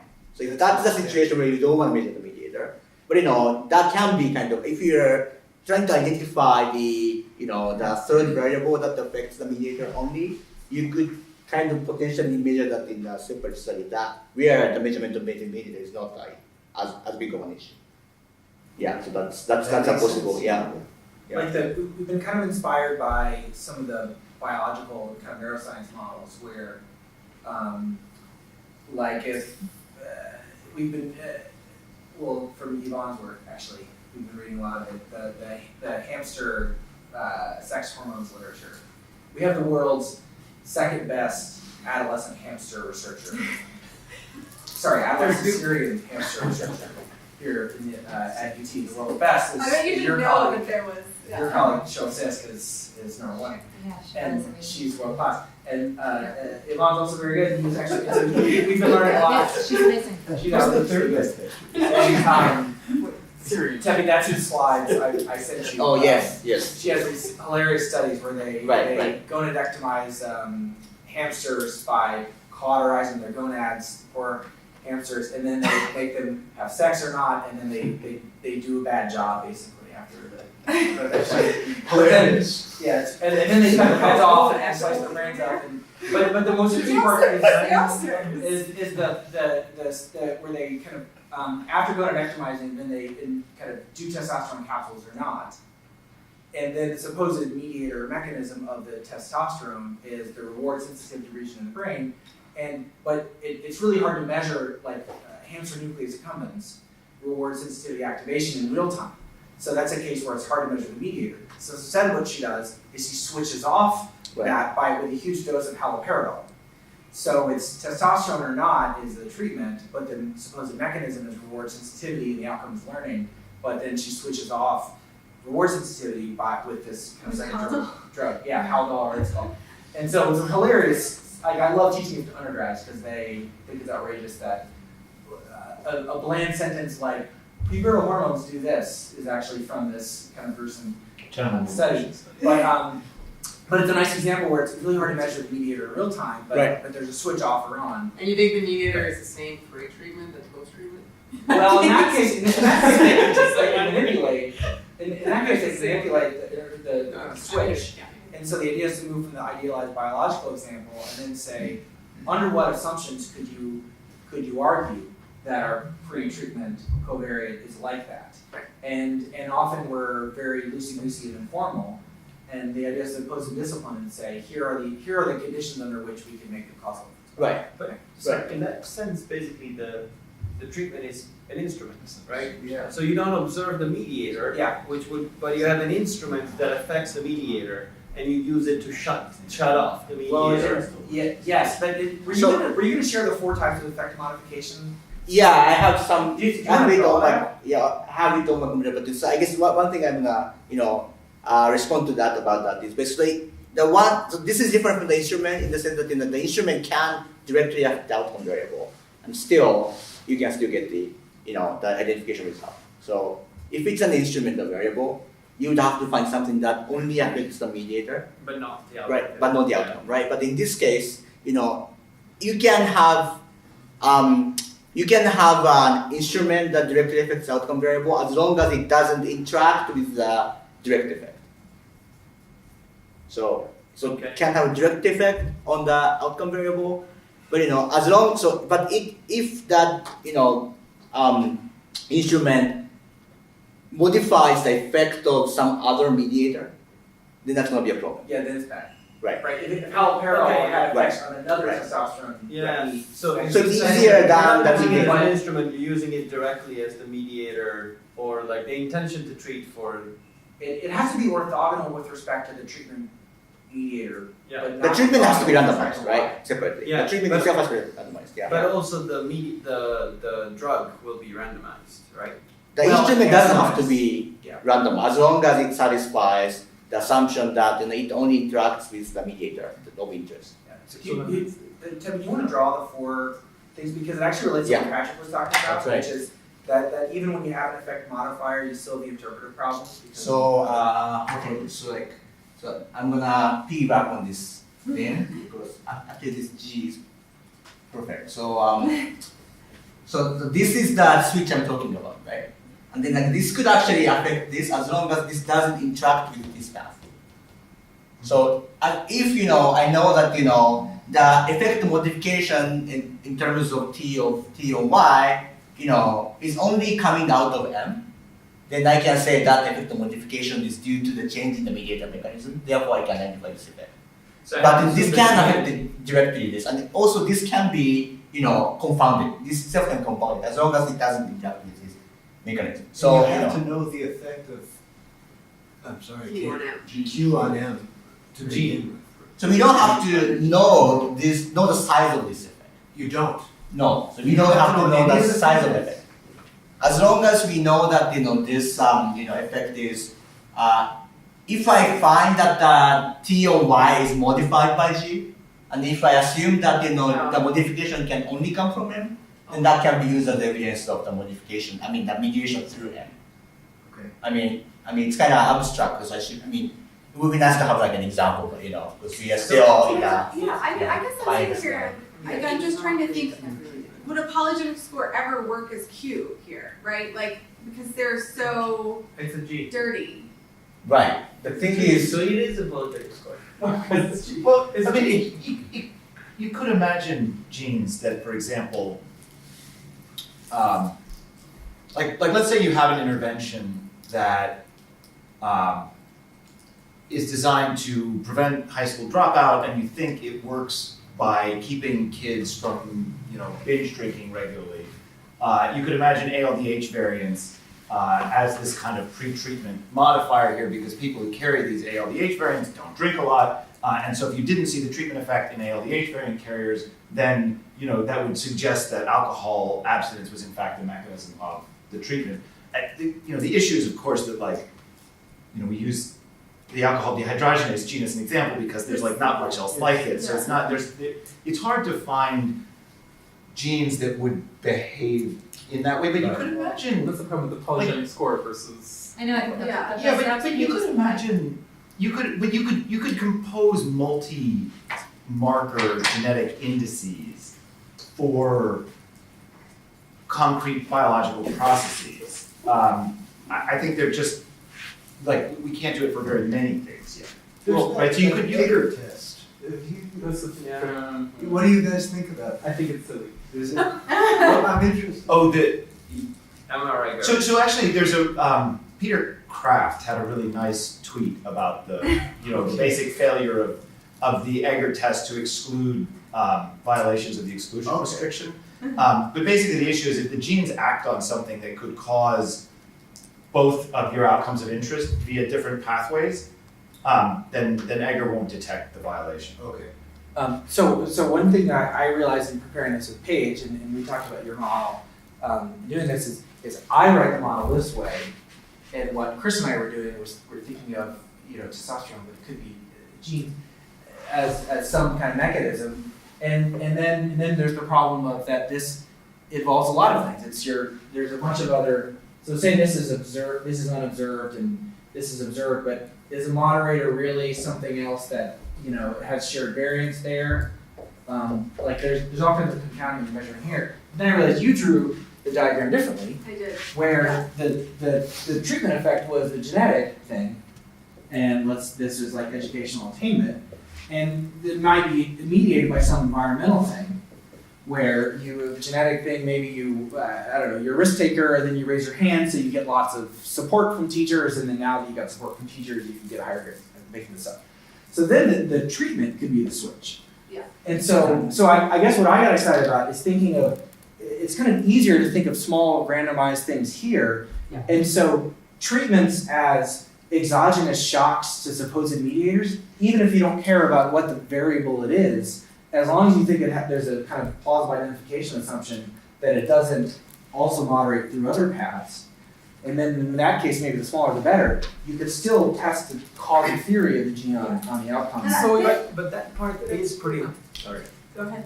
That part is pretty hard, right? So what I can say is that T is not related to, and since it's randomized, it's not related to any unobservables that are that are like confounding things. But I don't know whether T is affecting E, EA, or the G to EA pathway.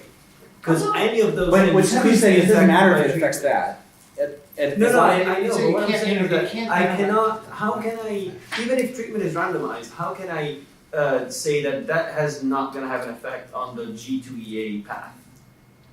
On that lower. Can we constrain this to like a more specific example? So let's Well, say like the FAST is a good one. Something where it's one time and it goes away, but it's a gateway or a gatekeeper. And if there's something about being able to get one-time access to something, and the treatment can't possibly have affected you except in any other mechanism but financial aid, then under a set of assumptions that could be specified and people could argue with, then you could make a causal claim about mechanism.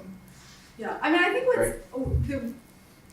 the reason why I really like this is because I think when we're thinking about like the social science agenda of figuring out why discovered genetic variants are related to complex outcomes, I feel like I've always thought of that in terms of a mediation analysis, right? That I'm gonna like take a PGS and then take it into another data set and say, look at effects, what math class you're assigned to in the 9th grade, and that affects what math class you end up with, and that affects your likelihood of getting into college, and that's entirely like a mediation story.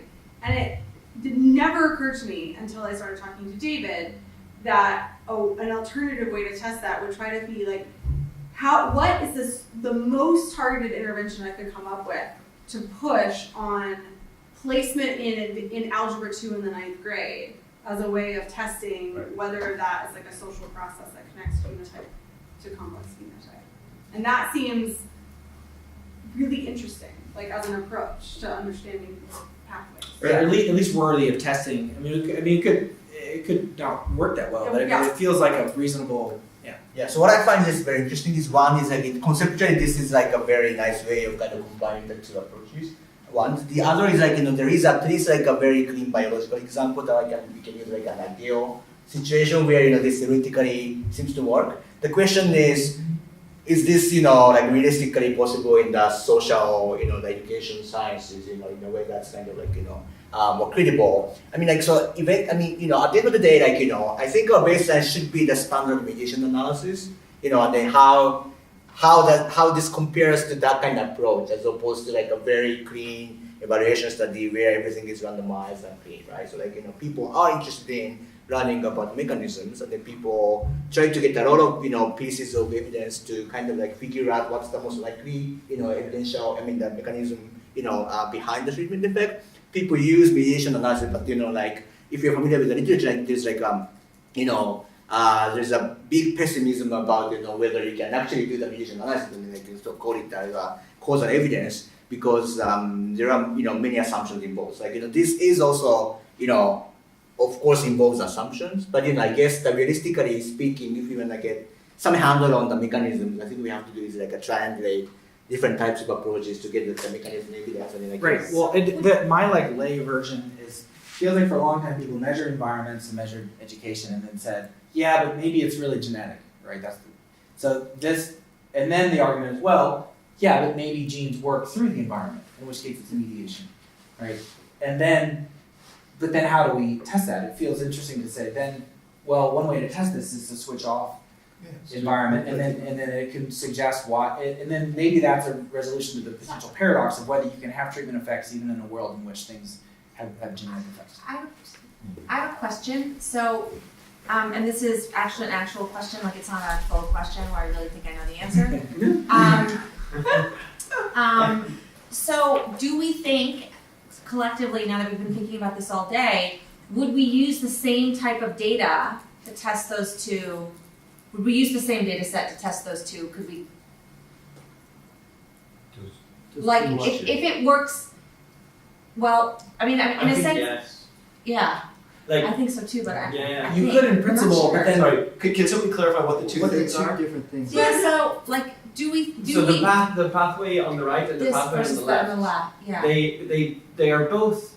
I mean, now they use slightly different letters, but they can be written with the same exact Yeah. letters. Are very different pathways. How do we know which one is which? Is that the question? Yeah, well, I mean, it's not. I mean, I think they're both like. I'm thinking about like Elliot's case, for example, where it's basically like two sets of answers embedded in the same data set. And so I was wondering, like, if we analyze will we get equivalent answers if we use those two things, or would we want different data to answer? I think these or are are they to- just different versions of the same thing? I think these are trying to answer different questions. So this is Yeah, like that's trying what to I- estimate the effect of the genes on the Right. some outcomes, Right, and then right, trying which to is like see how much of this is actually kind of attributed to like the mediating environmental factors, right? Whereas this is basically saying my main interest is the effect of the intervention itself, and the gene is basically a potential switch that can give you some sense about what's the mechanism that's behind the treatment effect. So it's gene is basically So an are we agent. going to end up in a scenario where we keep doing that model, and you keep doing that model, and we continue to not talk about the same thing? So, Well- yeah, I think it's, okay, so it seems to me that the difference between these two models is that the one on the left, you have to assume that the treatment doesn't affect the genotype to complex phenotype path except through the moderator. Right. Whereas in that one, you have to assume that the gene doesn't influence the treatment. That's a harder to- assumption. Right, and that seems like a harder assumption than that one, because I think I- treatments can be more targeted than polygenetic scores. Right, but I'm to sorry. get your point, I actually wish that we could launch a joint experiment where you could write two grant proposals on the exact same treatment, and one in which that from the genetic perspective, you kind of don't care what T is. All you care is that it induces some exogenous variation in E, and it's not about mindset or nudge or FAFSA or anything. And the one on the right is it also happens to be an intervention people care about, and we want to know the mechanism for it. And you could imagine a large national collaborative study that would be interesting for people who want to privilege G or want to privilege T. I think we care a lot about what E is, right? So in the, What the E is, G right, but to T E to, could just be exogenous. Like, well, as long as it moves the E around, then That's we're right, fine that's with it, right? Yeah. So, No. well, I was just gonna say, it seems to me that like, if you have an experiment, in theory, you could do both things with it, right? If the experiment, if your experimentally assigned treatment modifies an environment that we think is potentially a mediator of a genetic effect, then it's useful for that kind of a model. You could also try and find genetics that you could use in this other model here. I think that's a harder one to think about. Like figuring out what the right genetics would be would be a little challenging. One of the sorry. They're the same. They're literally like, so you take this one and you Different rotate it's it, like flipping and on you its rotate side. it. They're It's exactly the identical. same. Right, the diagrams are the same, but what Tabby's saying is that the assumptions. And the The interpretation. difference in the assumption, if I understand correctly, and tell me if I'm wrong. Yeah. So the only difference in assumption is here, we need to assume that this doesn't have an effect on this, Mm-hmm. while there, we're assuming that this doesn't have an effect on this. That's right, yeah. Right. That's right. But how is that possible But if it affects E? I mean, isn't the whole hypothesis that? I agree, I don't know how to. So you're saying, I think this is gonna be a moderator. Well, E isn't all environments. It's a specific one. It's like, did you go to jail when you're 16? Right, no, I understand, but here you have a treatment, right, that Yeah. affects an environment, That affects, right? Which yeah. which we think changes, which we think is a mediator of the genotype-phenotype relationship. No, the treatment phenotype. Are you talking about the one on the right? Well, so what Pedro is showing us is that you can rotate that diagram and get this diagram, right? So like, let's say we care about the mechanism of this, we think this is it, so to test that, we're gonna deliver this to this guy. But an assumption is that in this model, then this guy cannot affect this path. Is that right? But by definition, that's what aren't we like actually doing that? Is it, No, but or it is it okay if it affects this path via this Yeah, guy? it can. Yeah, That's it the. can only okay. affect it through E, Okay. in some sense. All right. That's the only I can way. Like it's like No, you can directly affect it. There can't be interaction effects, right? There can be moderation. Yeah, of yeah. Either a source of exogenous variation of the other, the path of the other source of exogenous variation on that. So can I ask a practical question? Like, so just thinking about it, so let's say this worked. Let's just put that out there, right? I have no intuitions about whether we're talking about hundreds of people, thousands of people, or tens of thousands of people, and how strong the T to push the E would have to be in order for this to be useful. Right. I mean, I think that what Tepe's identification result about what assumptions you have to make helped me to think about is that T being very small and specific helps you make the argument that it can't work through other, because kitchen sink interventions that also expose you to friends and change your parents and give you money are probably really good for changing Y, or in this case EA, but they're not very good at isolating specific mechanisms. So treatments that have small average effects but that are limited to specific, but the reason why they might have small average effects is because they're limited to very narrow mechanisms, actually might be better suited for tests of certain theoretical models. And so, but if it's a small effect, then maybe a large sample size.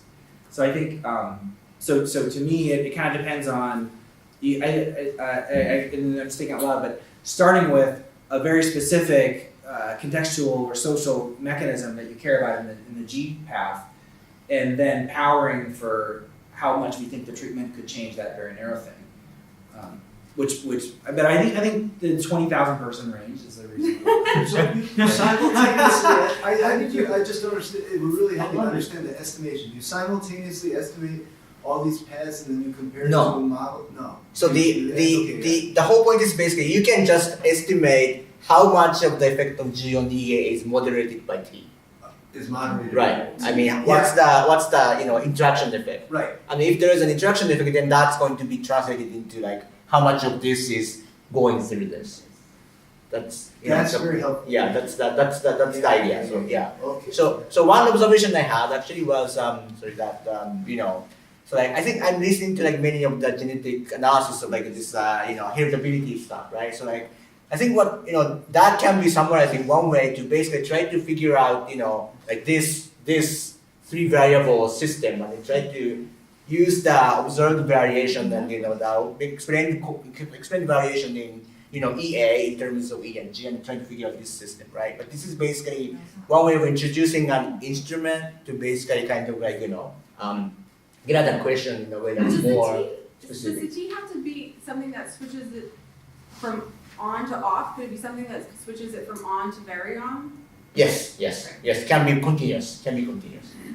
I was wondering, could it, like a preliminary stage in this, like identification of E, be a machine learning type approach? So that the T is very specific as a switch, Right. but then what it switches on, it's not necessarily as clear, but the predictive power is a lot.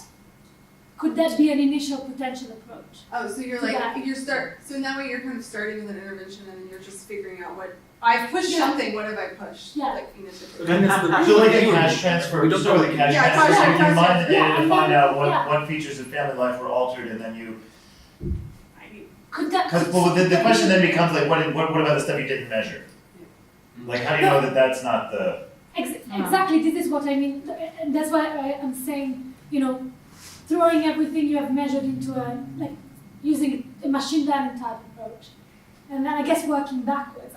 Because to me the problem is we know that all of these environmental effects are highly correlated, and how do we pick what we're interested in?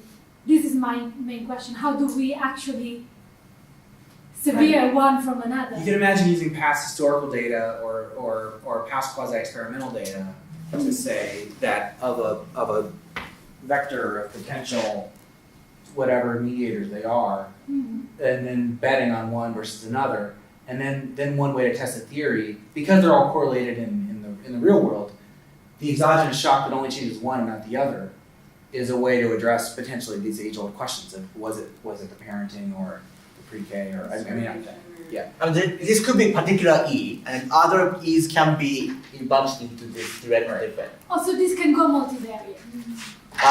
Yeah, I mean, So if there's E1 and E2 and there's no effect here, but we know that T is a moderator, then and we know that there's an this effect here. can exist. I mean, just implicitly part Oh, of I see. this. Okay. Right, Okay, if I these are see. hard to measure, let's Yeah. say, or if they're always endogenous, then you switch this one off and on, don't do anything to this one, and I don't quite know how it all would work out, but then that's evidence against.